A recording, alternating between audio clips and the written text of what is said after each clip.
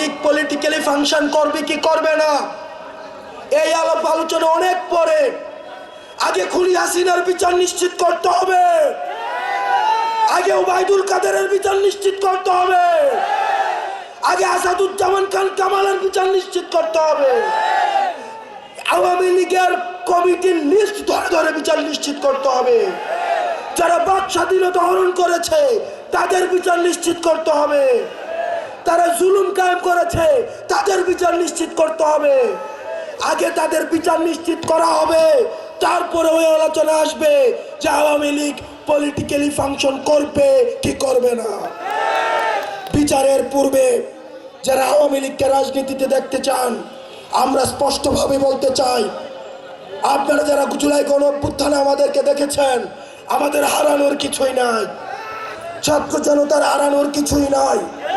স্পষ্টভাবে বলতে চাই, নির্বাচনে আওয়ামী লীগ আসবে কি আসবে না সেই আলাপ বাদ দিয়ে আওয়ামী লীগের বিচার নিশ্চিতের জন্য প্রত্যেকটি রাজনৈতিক দল থেকে আপনারা আলাপ তুলুন।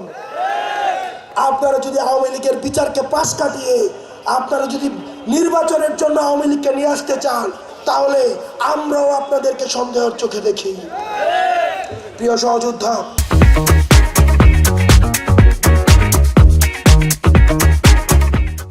এই 5 আগস্ট পরবর্তী সময়ে বাংলাদেশে এখনো পর্যন্ত কিন্তু ষড়যন্ত্র থেমে নাই।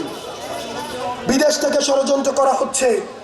আপনারা জানেন, এই দীর্ঘ সময়ে আমাদের দেশের টাকা পয়সা লুট করে আওয়ামী লীগ বিদেশে পাচার করেছে।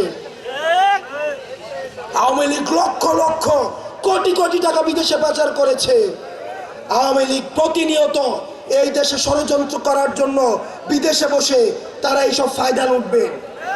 আপনাদের কাছে অনুরোধ থাকবে, কোনো বিদেশি ষড়যন্ত্রে আপনারা ফাঁদে পা দেওয়ার দরকার নাই। আমাদেরকে ঐক্যবদ্ধ থাকতে হবে এবং যে রাজনৈতিক দলগুলো রয়েছে আমরা আপনাদেরকে অনুরোধ করব, এই রাজনৈতিক বিভাজন এই ফ্যাসিবাদের পথকে ফ্যাসিবাদ পুনর্বাসনের পথকে প্রশস্ত করে দিবে। আপনার আমার রাজনৈতিক বিভাজন আপনার জন্য কল্যাণকর নয়, আমাদের জন্য কল্যাণকর নয়। এটি থেকে ফায়দা লুটবে আওয়ামী লীগ।